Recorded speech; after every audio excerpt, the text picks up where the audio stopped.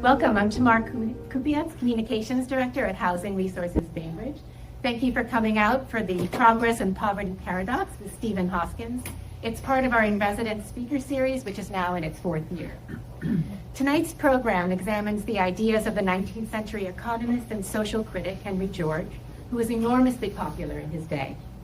George believed that land was a common good, not something to be bought and sold or rented out for maximum profit, when its value was not created by the owner, but by its location and the growth and development of the surrounding community.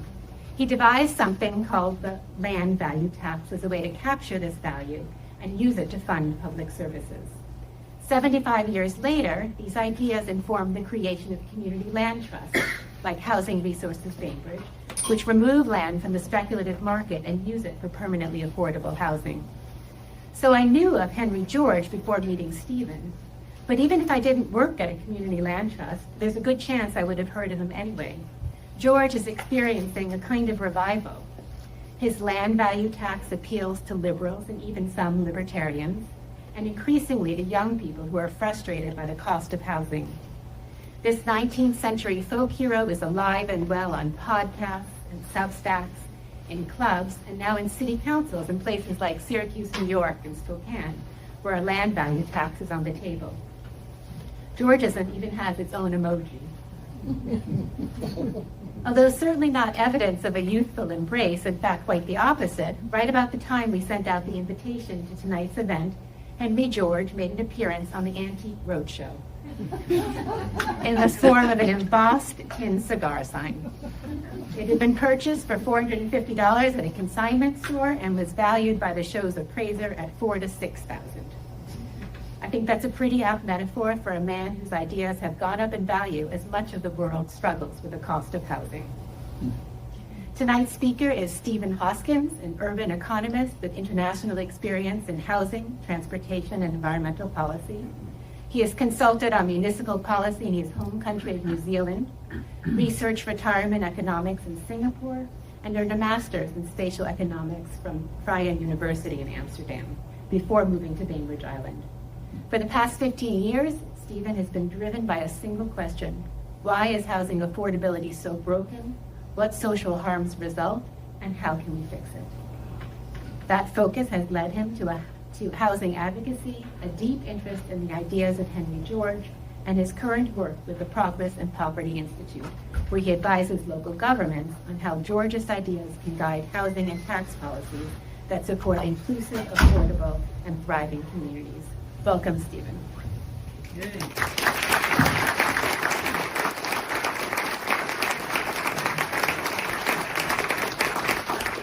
I'm going to try without the microphone, but please, if you can't hear me, just speak up, because I want to make sure you can hear this stuff. Now, Georgism's emoji is actually the same symbol that they use for beginners drivers in Japan. So you can imagine I went to Japan, I was like, oh my goodness, this country's got thousands of them. Okay, so tonight we're going to talk about Henry George. Now, I know it was billed as kind of a conversation between two economists, but he's dead. So it's really just going to be me channeling his ideas. We're going to talk about Henry George's paradox of progress and poverty. Essentially, he was asking this question of why, as society is growing, does poverty seem to be getting worse? Why are so many people getting left behind? Tied into that are going to be questions about, why America seems to work best when it's sharing its land very widely. And we're going to talk about topics like on the bottom left there, why is there still so much poverty? Why do we care about protecting the environment? What are the sort of moral reasons that we sort of layer into that? What property rights do we think are legitimate? And what should we tax? So sort of economic questions. Now, as Tamara said, I am an economist, but I promise I'm one of the good ones. I'm from New Zealand, and I hear that Americans love being lectured about their history by foreigners. So that's a good well. Most of the rest of this you've heard. My day job these days is for a non-profit based in New Jersey called the Progress and Poverty Institute.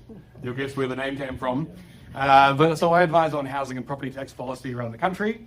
And I actually am a local to Bainbridge Island. So I presented before larger audiences before. I presented before elected officials. But now I've got all these loved ones and friends and allies and haters in here. I'm actually the most nervous I've been for any talk in the so that should be good.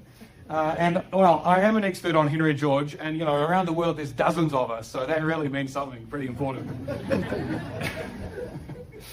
Okay, so look, you know, America is in a very difficult time right now. We've had structural changes to how the economy works, which is sort of reshaping the location of jobs, concentrating them in particular places, and sort of disinvesting parts of the country.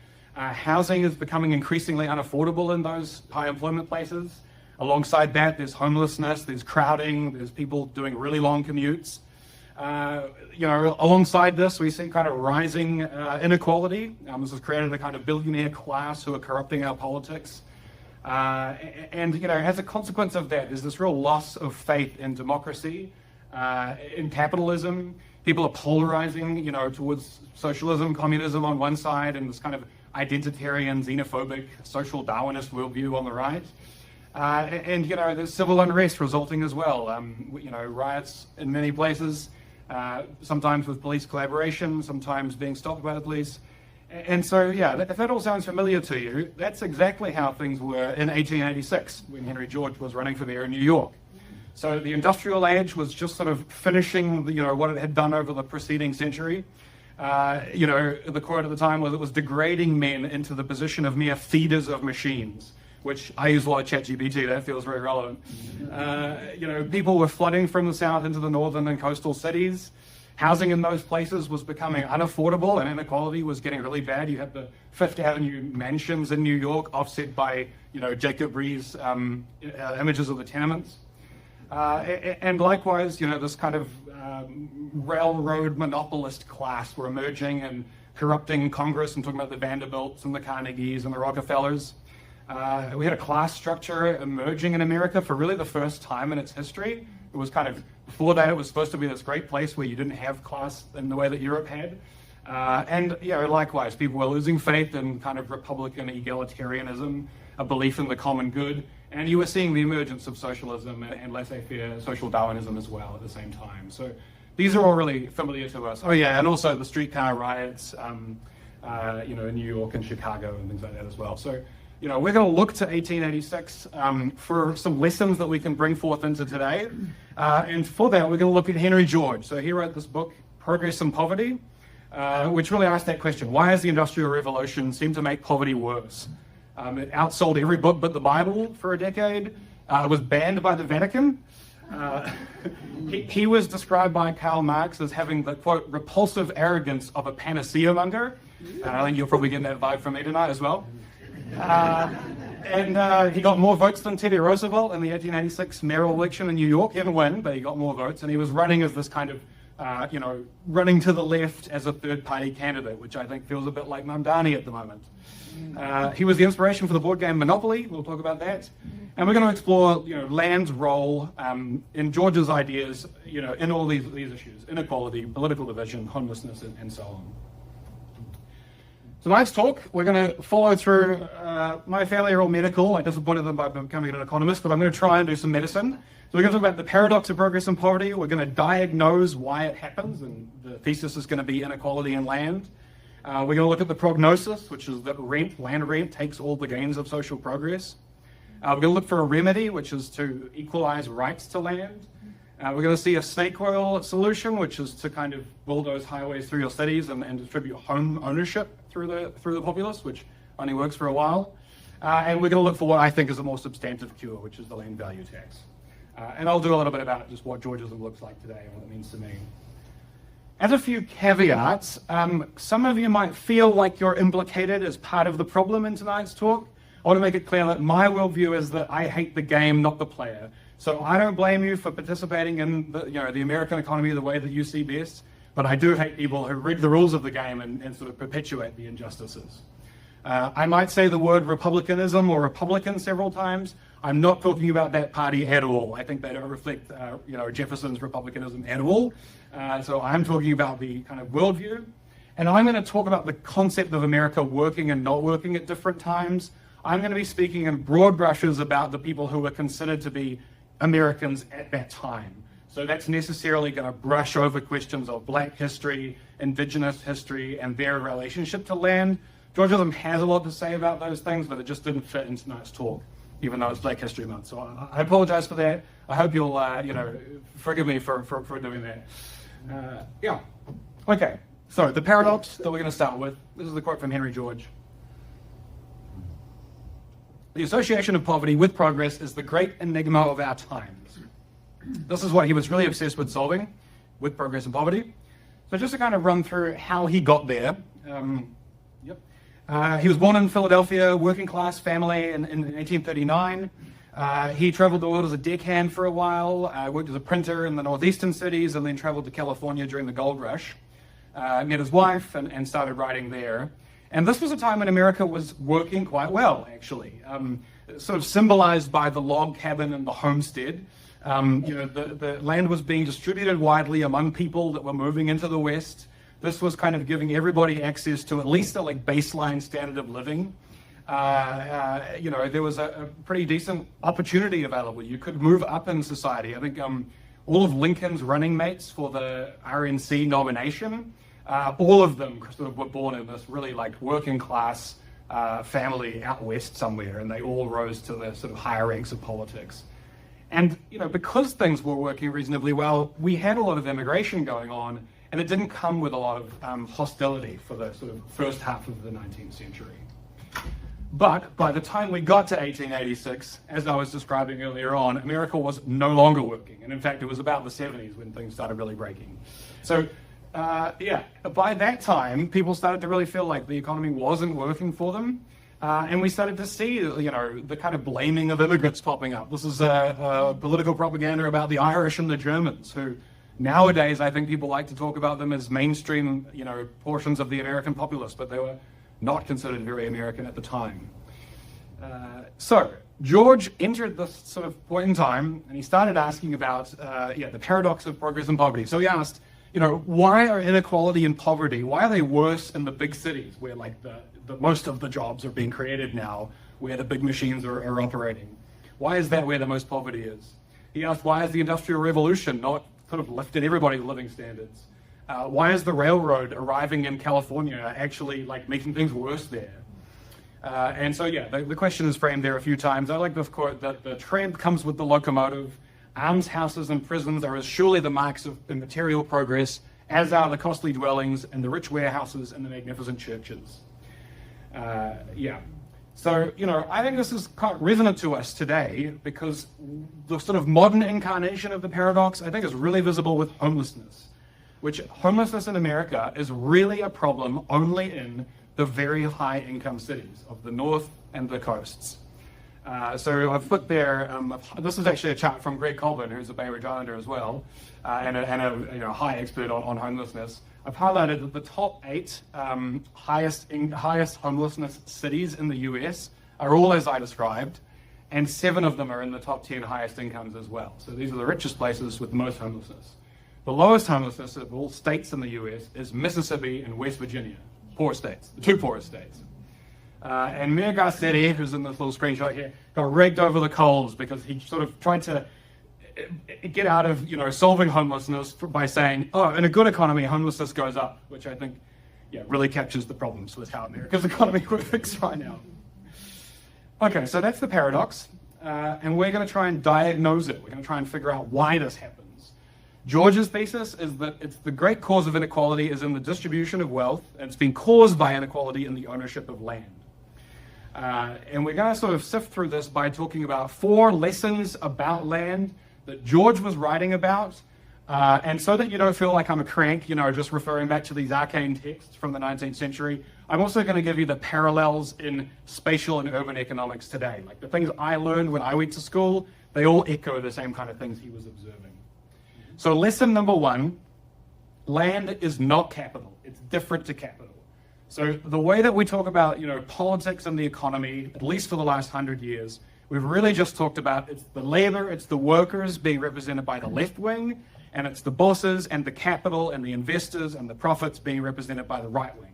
And that's the kind of way we think about the political spectrum, at least until 2016 when things got a little wacky.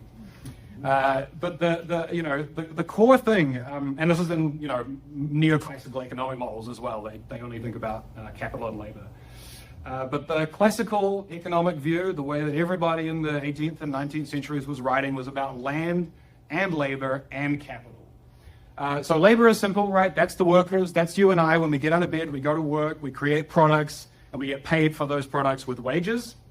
That's pretty understandable, everyone gets that. Capital is kind of the products created by labor that have been stored up. So you've created machines, you've created laptops, you've created buildings.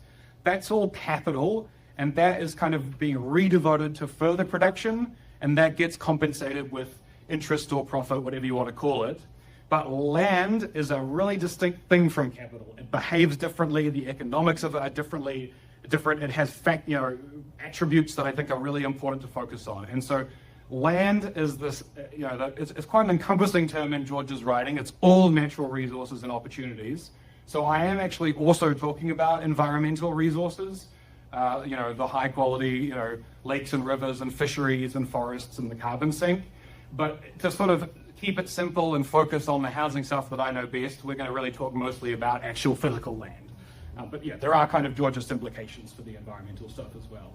And the term I'm going to use for the thing that land gets compensated with is rent. Now, when I pay rent to my landlord, I'm paying a little bit for the house and a little bit for the land. I'm only really talking about the land portion in tonight's talk. That's what rent is, land rents. Okay? So just keep those really distinct. And urban economics is obsessed with land. All of our models treat land way differently than the rest of the economists. And so that's what we're really looking at. So lesson number 2, something really important about land is that land is not produced. Land's existence predates all of us. And it's part of what George refers to as the free gifts of nature. You can see there, it's the material precedence, the thing that comes before the capital, it comes before the labor. And sort of the economist's version of this, when we talk about not being produced, is perfectly inelastic supply, which is what this vertical line here is basically saying. The way to think about this is like, the way economics is supposed to work is that with capital, if a new invention is really useful, like a laptop, the first person makes a bit of profit from it, but then everyone else is like, oh, cool, I'm going to make more of that as well. And then the price gets competed down, and eventually you're selling your goods at about their costs, right? But land, it just doesn't have any of those features because it predated us. It's not produced. Nobody creates it. Nobody gets out of bed and builds a piece of land, kind of a thing. That's what we mean by perfectly inelastic supply. It has really important economic implications. Most critically, I think, is that the price of land, and indeed the price of land rents, has nothing to do with the cost of producing it. That's not where the price of land comes for. It's about its location. And so the way economists talk about that sort of thing is that it's an economic rent. It's kind of like when the price of something is in excess of the cost to produce it, we call that economic rent. You can get it from monopoly power, but you can certainly, with land, it's all monopoly power. It's all completely divorced from the cost of production. There is no such thing. And yeah, this also has important implications, I think, for fairness and justice, right? Any society has to have the system in its politics of what property claims do we consider legitimate and that the state should protect, and which property claims do we say are not really legitimate and you're not entitled to that. Western society typically relies on producerist claims. We typically say, oh, the government shouldn't tax my income because I worked hard for it, kind of a thing, right? So these kind of deserts claims, I think, get pretty wobbly when you start talking about land because there's no production in place. And also ownership of land. When you look back into history, when you look back in time for a piece of land, the original ownership claim of that piece of land always comes from either first come, first served, or might makes right. It's either been appropriated through violence or by just happening to be the first person there. And I don't think that either of those are very good ways of deciding who gets what. And so we're going to kind of think about what that means as well in terms of our structure of our economy. And the simplest way, I probably could have brushed over all of this, was just saying, Mark Twain's famous quote, buy land, we're not making it anymore. That's what makes it a really nice investment. Our third lesson is that land value is created by society. It's not created by the landowner themselves. So sometimes people ask me, what radicalized you? What was it that turned you into this person? It was growing up watching the location on British TV. I'm in New Zealand, but we had British TV. And you look at these investors, it's all about where the house is, where the property is. That's where you're going to get your great returns. So George talks about, the enormous value that 1.5 million people in New York gives to the land of this city. That belongs properly to the community, not to the person who happens to own it at that time. And, urban economics, most of the papers that were published by us sort of prior to about 2010 were just obsessively measuring all the different things that create land value. And they kind of fall into 3 categories. They can be natural things, so we think about like access, views of the water, proximity to water, the risk of disaster, the topography of the land. The government gives value to land. The federal government protecting us from invasion gives value to our land. When the government recognizes and enforces property rights, that gives value to land. Zoning gives value to land through the development rights it confers. When the municipal government provides, trash collection and fun, activities, cultural amenities, those kind of things, those give value to land as well. So, whoops, where are we going? So it comes from the government, from government actions, quality schools as well, actually, really important. And then also from the community, from proximity to other people. This is why land values are higher in cities, right? We like being close to plenty of well-paid jobs, social opportunities, recreational opportunities, great neighbors. All of these things are created by the community and they vest into land value. So critical. Land value is not created by the individual person who owns it. It's created by all of us collectively. And this is just a nice little example of like where the land value is on Bainbridge Island. You can see a ring around the edge of the island, right? That's proximity to the water, that's nature. In downtown Winslow, part of that is kind of the government, the zoning that's in place. And part of it is also society, right? You're either close to the jobs in Winslow, close to all the the cool bars and restaurants and things, and also close to the ferry, so you can go to Seattle and access its job market. Okay, the law of rent. This is the 4th lesson about land. Yeah, sure. Back up. There was a quote down at the bottom right, and I couldn't see what it was. This one? The one back there. Landowners do not influence the value. The individual landowner doesn't change their own land value. Thank you. Okay, the law of rent. This is a little hard to explain in simple terms, so I'm going to try and not get carried away with it. The diagram on the left there is Henry George describes this in words in his book. It's essentially like if you imagine that this is an island with only 4 pieces of land. One of them has 4, berry trees. One has 3, one has 2, and one has 1. If you're the 3rd person who arrives, you can, and the other first 2 have claimed a slice of land each, right? The first guy claimed the 4-bushel land. The second guy claimed the 3-bushel land. Now your options are you can take the freely available land where you're going to get 2 bushels, right? And if you want to rent the other pieces of land from those landowners, what are they going to charge you? They're going to charge you everything until you get 2 bushels left over, right? So you can get 2 bushels here for free, or you can pay this guy 1 bushel of rent and keep 2 for yourself, or you can pay this guy 2 and keep 2 for yourself. Don't worry about this too much. It's not that important, but it kind of factors into like the rent that is sort of overall being extracted from an economy really depends on what's available at the margin, at like the freely available land, the worst possible land that's in use, kind of sets the point of space where all other land value is priced relative to that piece of land, okay? And so this is like the canonical urban economics model. I've probably spent, weeks of my life just looking at this and thinking how cool it is. It's describing a city. Basically, in the city, you get higher wages, or you can go out and be a farmer on the green space. And essentially, all we're saying here, right, is that, okay, if I can get, this amount of well-being at the edge of the city by going and being a farmer, and this amount of well-being by working and living in the city and getting city incomes, the price of rent that I'm going to pay at all of these other locations is going to basically just depend on the distance from where the jobs are in the middle of the city. This is kind of how we think about it. And the really, like, the sort of critical points here are really that if this land is, like, freely available, if you can go out and be a farmer for free because, the western frontier is open and the government's giving you land, this orange slice will be the only rent, right?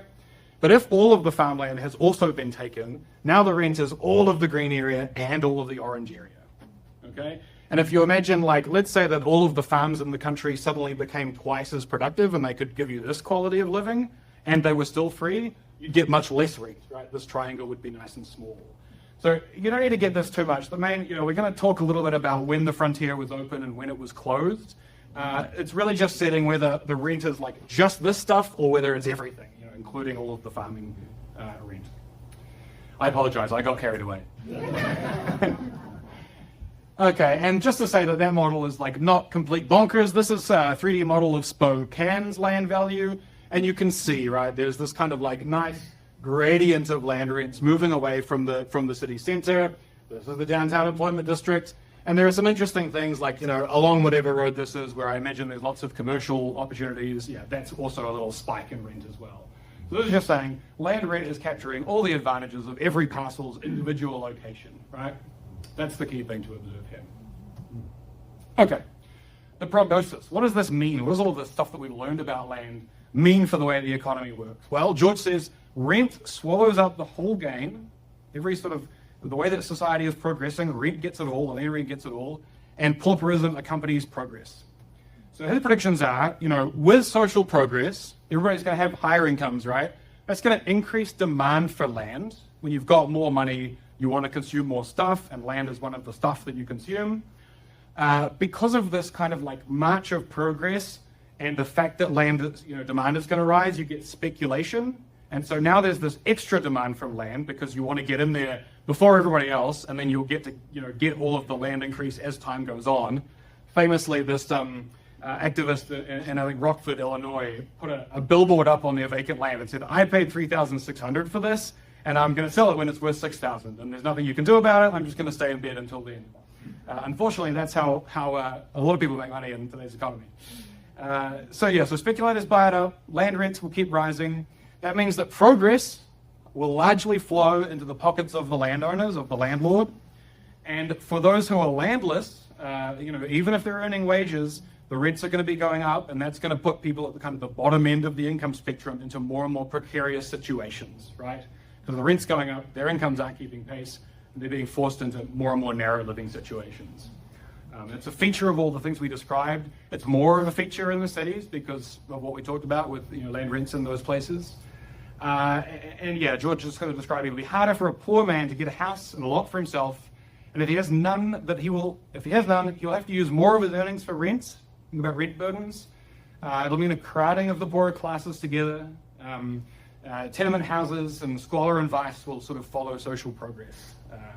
So that's not great. And this little typewritten study here, this is from a study of homelessness in like 1989, and they kind of say the exact same thing. They say, in Massachusetts, it raises the possibility that future economic progress might exacerbate rather than alleviate the housing problems of the poor. People have been talking about it. They're still talking about it. I'm still here talking about it. It's really frustrating. And so if you kind of are struggling to follow all of that stuff, don't worry. You intuitively get it because you've probably played the board game Monopoly, right? Monopoly was invented by this really badass feminist Georgist called Elizabeth Meiji in the very start of the 20th century. One of my favorite stories about her is that she, because of the social mores around marriage at the time, she advertised herself in the kind of newspaper as available for marriage, but she described herself as a young woman American slave, essentially saying that you can marry me because you're looking for someone to do all the housework for you. I think it's really cool. Pointed, but cool. And so she invented the landlord's game. That was what it was called first, to demonstrate how land would concentrate wealth under private ownership. Think about what happens when you play Monopoly, right? At the very start, everyone's land grabbing. You go around the board, you just buy everything you can, right? You're like, I want to get all these properties because they're going to be worth a lot later on. As the game goes on and people are earning wages by passing go, even though you're getting money coming in, wealth will concentrate into the hands of the people who bought the best land first. For us, it was like Mayfair and Park Lane because New Zealand has the British version, but I think you guys use Wall Street, is that right? And Grand Boulevard? Park Place. There we go. Park Place, there we go. Pike Place. And so as time goes on, the owners of the best land have higher incomes coming in from their land rents. Everyone else gradually goes bankrupt and stops talking to each other for the rest of Christmas. And so there was actually an alternative version in Meiji's first one. The Warner Brothers took it out, where you would pay some of the rent into the middle of the board. The land portion of the rent would go into the middle of the board. And then when someone landed on free parking, everybody would get a slice of it, right? And when you play with those rules, you can imagine that social progress, the wages coming in, everybody's wealth goes up the whole time. This is demonstrating what society could look like with a land value tax and the redistribution of land rents. Yeah, I think that's pretty cool. So, okay, that sort of gets us to why America was observing these things in 1886, right? Let's sort of think about it from Georgia's perspective now. The frontier has closed. I think it was, announced as closed in 1893, but it had been closing, and they were pretty far out west for getting access to land out there. So sort of the quality of the land that you could access out at the margins, you think about my little triangle, was getting worse, getting harder to get to. The economy was industrializing, so jobs were concentrating into the manufacturing cities of the north, which meant that land rents were going up, and they were going up in particular in those cities. And so the migrants in those cities were being forced to hand over, larger and larger portions of their incomes as rent to the landed class. And actually, it's around this time that the concept of wage slavery started becoming really publicized as well. The idea that, yes, I'm working for an employer, but it's not really lifting my material status at all. Okay, so now we're going to talk about George's remedy. His remedy is, quote, make land common property. We're going to figure out how to do that in a moment. But just to talk about his mayoral campaign in that 1886 moment, so he kind of got mixed up in the Irish land movement. That made him quite popular with the unionized working class of New York. And they decided to do a kind of third party, I think it was called the Central Labor Union, third party run for the mayoralship in New York. And the platform that he ran on, now this image here is him being made fun of for all of the free things he wants to give away. This is not me saying that he's, like an angel. Well, I do think that, but I wouldn't write it. And actually, Mamdani was characterized in the exact same way during his campaign. But George's platform in that election was the abolition of privatized land rents. Okay, we get that. Well, we will soon.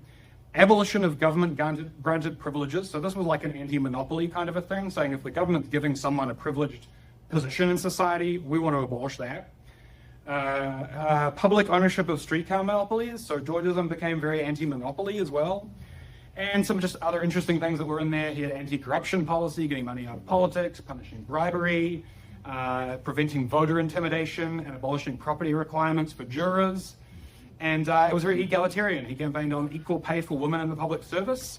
And when he was asked by a black man in the crowd at one of his events whether his policies applied to the black migrants that were moving up from the south, he said, yes, we're all the equal creatures of a common God. So it's egalitarian as well.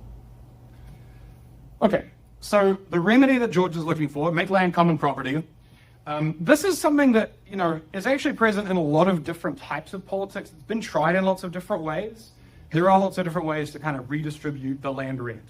And the point I'm going to kind of get to is that the snake oil one, the highways and home ownership, that I think was a bad idea. It did kind of work, but only for a while. So that I don't think is a very good way to do it. The palliatives are good, and I would support expanding all of these in the current world. So this is land trust stuff like HRB, social and affordable housing, public housing, and just tax and transfer. These are all sort of palliatives that you can use to improve the situation.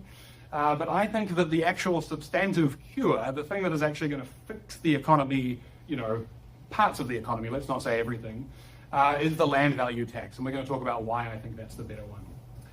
Okay, just to go back into a little bit of history here, we're going to talk about the snake oil approach, the highways and home ownership. So this is really tied up with what happened under the New Deal, in the first half of the 20th century. Just give me a second here. So what the government did, particularly for returning soldiers, was to sort of forcibly reopen the frontier, or we call it the suburban frontier, where there was the Public Works Administration, the Federal Highways Act, bulldoze highways, most often through black neighborhoods, to open vast tracts of land on the fringes of cities and connect them in very quickly to downtown manufacturing jobs in the cities of the north, and I think mostly the northeast actually at that point. So this kind of, made a bunch of land that hadn't been available previously because you couldn't get to it quickly available. Then the government subsidized distributed home ownership, right? So the GI Bill provided low interest mortgages. The FHA insured the home loans. There was a 30-year fixed rate mortgage soon afterwards. Later on, we had the mortgage interest deduction, and then we had homestead exemptions for property taxes. So we've kind of been following this the whole way through, right? Let's kind of make home ownership really easy. Essentially what this was distribution of land, right? We were making home ownership widely available to wide swaths of the population at affordable rates. It was a government intervention. It wasn't just the market doing it. And then the government drove up the value of that land by connecting it into the cities, connecting it to the jobs, right?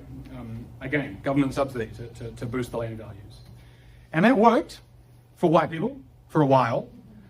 So we can see here the chart on the left there is the home ownership rate spiking as these policies take hold from 42, I think, around about 35, late 30s, up to about where it is today in the kind of mid 60s. So distributing home ownership widely in the population. And as a consequence, the share of total wealth owned by the 90%, bottom 90% of families, which is the dark blue line, increased, right? We were distributing wealth more widely among the population. And yeah, sort of building this kind of more egalitarian version of America for white people for a period of time. And, when we talk about making America great again, this kind of reactionary vision of this mythical past, I think this is a little bit what those people are thinking of, is a society that did seem to work for, most people of a certain race. Sorry, I need to stop saying that, but you get it. So that worked for a while. What happened? There's a famous Margaret Thatcher quote where she says, the problem with taxation is that eventually you run out of other people's money. My version of that is the problem with free land is that you eventually run out of good locations. You don't do this for a while. And so what happened was that, the economy shifted. So manufacturing started to be replaced with like high skill services. This is, things like Amazon, Silicon Valley, pharmaceutical innovation. These became a much larger portion of the economy starting in like the 90s. And those were really concentrated in just a few cities. Those cities, they had the highways, but, because they were in such high demand, those highways got clogged. So you could no longer have vast swathes of land available within an hour's commute of the big city. And so, and accompanying this, the kind of high skill service sector jobs, obviously it's kind of people like me, but Silicon Valley people and things like that. They also had more of a taste for cities, right? They wanted the cultural and social and recreational activities that cities offer. So there kind of became a sudden big demand to be in a big city, close to the jobs, close to all of those opportunities. So the roads clogged. We zoned single family only, so we basically said, there is a fixed amount of housing that can even go in this city. So there's not even really the opportunity to build up when you would like to make more people be able to access that stuff. And so as a consequence, the land rent went up, right? This is where land prices really start spiking in those cities in particular. Well, it ties back to the triangle chart, but I need to stop with that. And so this is what I call the kind of the revenge of George's paradox. The two charts on the left there are rents, and then the two charts on the right are the house prices. And what we're trying to show here is that, both of these start happening in about the 90s. Where is it over there? There. Where the rent burden on renters starts to spike, the house price to income ratio also starts to spike, but it wasn't happening everywhere. It was happening in the coastal cities, in the big cities. You can see it in both these charts. This one is like the dark blue as well. But in the kind of Rust Belt area, things weren't happening quite so bad. And this is still the situation. Those are both 2024 data, right? So this is really a problem that's concentrated in the high opportunity places in the big cities. The revenge of the paradox is also why homelessness is spiking in those places, right? We're familiar now with why this is the case. That's where the jobs are, that's where the rents are high, and that's where things are, particularly difficult for the bottom half of the income spectrum, who are being crowded. There are many people to one room kind of a thing. There's the rise of the super commuter kind of a thing in the Bay Area, 3-hour commutes, and also where homelessness is particularly bad and sharp. So, the consequence of this, for our politics, I think, has been pretty devastating. So, let's think about this. Extractive rents in the big cities mean that the promise of American mobility, upwards mobility, and like moving, between places to access opportunity, are really closing on people. You can't do that, or if you do it, you're going to fork over, 30 to 50% of your income to a landlord in the process. And so this, the sort of top left there is showing that 1/5 of Americans moved house every year, right up until the 80s, when that rate started to sharply decline. So this idea that we all kind of try and stay in place in a fixed community It was actually really not the case for most of America's history. It's a recent phenomenon that people stay where they are. So, you combine the lack of migration with, well, what we sort of talked about with the Rust Belt, but also just the kind of orange spaces where jobs are being lost. Those people are being left behind. They can't move out of there. And so, they're crystallizing in terms of their social situation. There's not new people coming in and mixing it up and creating new social clubs and stuff.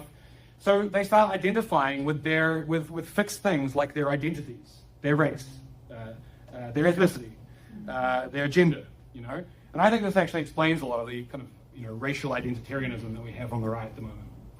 Simultaneously, for the young people who kind of are working in that high-skilled service sector jobs, they often do still move to the cities, but they do it and then they pay very high rents in the process. And so again, they're not really like getting ahead because they've got a good job, but they're paying a lot of rent.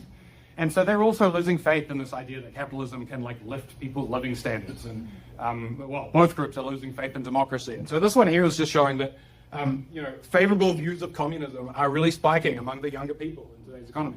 There's polarization of the left, polarization of the right. I think it's for different reasons, but I think a lot of it has to do with land.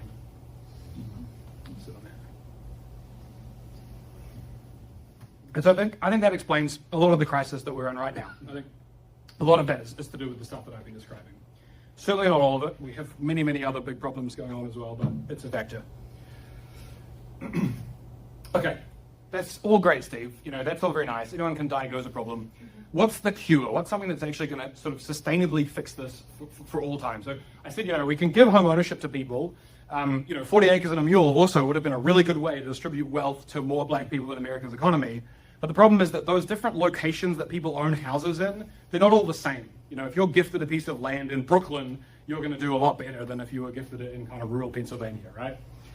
So this kind of home ownership thing, I think it just doesn't work as a sustainable future. And the thing that we prefer, we Georgists, is to, quote, abolish rent by taxation. We're sort of taking the land rent and putting it in the community's pocket through a tax on land values. George says that this would make land common property. Every member of the community is going to participate in the advantage of ownership of land if we're taxing it and using it for social purposes or redistributing it. I like to think about, we talk about home ownership as a way to build generational wealth. The land value tax that was then paid out to everybody is kind of doing that for everybody in society, not on a family-by-family basis. Okay, so a land value tax, it's like a property tax, but even better. I love property tax, but land value tax is even better. So just to kind of talk about how land value taxes work, essentially what we're doing is the property tax is a tax on both the building value. For those of you who are homeowners, you'll see this in your property tax bill. It's a tax on the value of your house and a tax on the value of your land. That's what makes up the total property value. On Bainbridge Island, this is the split for like a median home. All we're trying to say is let's focus taxes on the land portion and let's make them much, much, much higher. Sort of bring us to a situation where people are sort of, in somewhat of a way, renting the land from the government through the taxes they pay. This is the kind of economy we prefer. And we also want to take taxes off, the other stuff. I'll talk about that in a sec. Okay, land value tax is fair and just. Some ways to think about it are, it's effectively like a fee for privatizing the commons, right? Eleanor Ostrom talks about the idea of natural resources as the commons. This is charging people for saying, this part of the natural world is mine. We're charging you a fee for that. Likewise, when you sort of draw a boundary around a property and say, other people can't come in here, this is mine, well, you should probably compensate them for taking that portion of the natural world away from them. Another way to think about it is you're funding government with the land value it creates, right? We talked about how government creates land value. We're going to use that to fund the government through the land value that it creates with its programs. And some kitschy ways that George has talked about it. The sexist ones say tax land, not man. I would also not tax women, to be clear. But we also say tax what you take, not what you make, right? Don't tax people for what they create with their labor. Tax them for what they take out of the natural world. Okay, some sort of positive attributes of land value tax. It's good for growth. The way we think about this is if you tax something, you get less of it, right? If you tax work, people are going to work a little bit less. If you tax investment, people will invest a little bit less. If you tax houses, you'll get a little fewer houses. If you tax trade, you'll get less trade. But because land supply is fixed, taxing it doesn't create less of it. That's not possible. You can't destroy land or hide it from the taxman. So yeah, with what economists call a perfectly efficient tax. But yeah, you can just think about it as like it's not punishing production. It's not, intervening in the economy in that kind of negative way that produces the creation of wealth. So in that way, it's actually good for growth. These are 4 cross-national studies that look at the different ways that countries tax. And what we can see here is that taxing incomes are the worst for economic growth, the income sales taxes, and the least bad tax for growth. You can also say the best tax for growth is property tax. And all we will just say is, okay, land value tax is another row beneath that. It's even better, right? So property tax is good because you can't really move a house away from the tax man. Land value tax, you can't move it at all. You can't change it. And this study on the right there, it's kind of just confirming what I'm talking about. They looked at all the counties in the US, the rates at which they tax land versus buildings. This is the portion of the property tax. Places that give more revenue from land have higher density, higher neighborhood diversity across like all ethnic groups, more business formation, and better economic performance, better growth, better wage growth as well. So sort of confirming this idea that land is the next row down. Land value tax is an ideal wealth tax. So, Olympia is talking about doing a wealth tax in Washington at the moment. And the thing that you're hearing from, the complaints from the right are, all the wealthy people are going to move away. We won't have investment in Washington anymore. Well, that is partly true. There are studies that show a little bit of that. I don't think it's as bad as they say, but it is a little bit of an effect. The nice thing about land value tax is you don't get any of that. So it's actually the ideal wealth tax. It can't be moved, can't be hidden in tax havens. You can't, put your property in like a little offshore bank account in Switzerland or whatever. And in fact, land is actually playing a really central role in economy, in inequality at the moment. Stiglitz kind of was tracing the increase in economy and the inequality in the US and finding like the main cause of this is rents, land rents and exploitative rents, monopoly rents. If you've all heard of Piketty's work in the mid 2010s on inequality, well, this young student, I think it was at MIT, critiqued Piketty and showed that actually Piketty failed to account for depreciation of capital, right? Capital gets, you have to spend money to maintain capital. Tractors decay over time and that sort of thing. Homes you have to maintain. But land doesn't have that property. And when you account for the depreciation, the actual increase in inequality is coming from housing. Housing, and underneath that, land rent is the thing that's actually sort of driving the inequality, a large portion of it.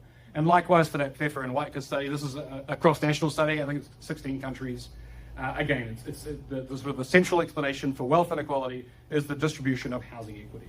That explains more of it.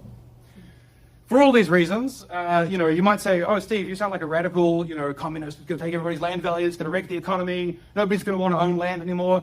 Well, actually, economists love land value taxes, like almost universally love them, across the political spectrum. You got Milton Friedman, right-wing neoliberal economist saying, the least bad tax is Henry George's tax. Paul Krugman, more on the left, he's saying, land value tax is both just and it's the optimal way to finance a city.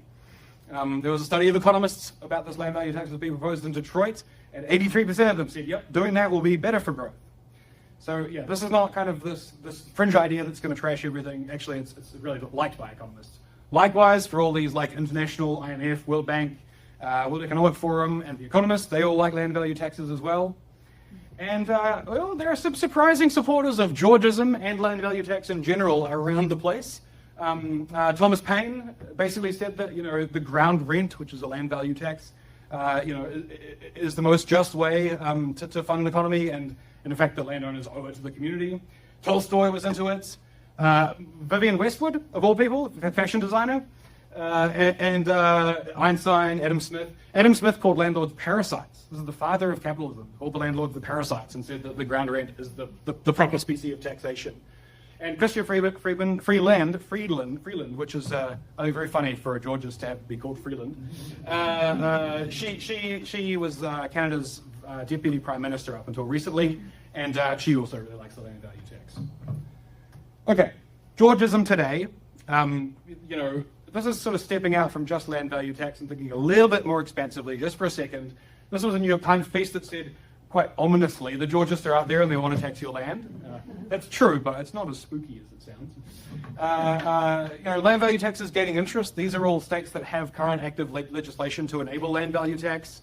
Here in Washington, it's going to be called the Vibrant Cities Act and be sponsored by Rep. Hill from the Spokane area. Katie Wilson supports land value tax. She talked about it in her campaign. and then lots of other places in the country. So it's kind of on the resurgent, I think, because of the problems I was describing earlier. Georgism as an ideology, this is kind of calling back to the things that George was talking about in his campaign. I could go on about this for hours, so lock the doors. We come from an egalitarian place. Everybody's an equal creature of the common God. We believe in the Republican ideal that Jefferson was thinking about, where everybody starts from a base level of equality, of opportunity. They can work their way up in the economy, and politics is managed for the common good. We're trying to do things for everybody's good, not just for ourselves. It's democratic. Like, democracy requires both giving people political rights and enough economic rights to participate in that democracy. It's producerist. We see workers as the creators of wealth. It's classically liberal, so you'll find it all the way through Locke and Paine and Mill and all these classic liberal economic writers. It's socialist with the socially created values. So, right, we believe in individual liberties for things that you create with your labor and your own body. We sort of are interested in those kind of conceptions of individual liberties and property, but with socially created value that should be socialized. So it's kind of a little bit in that both space.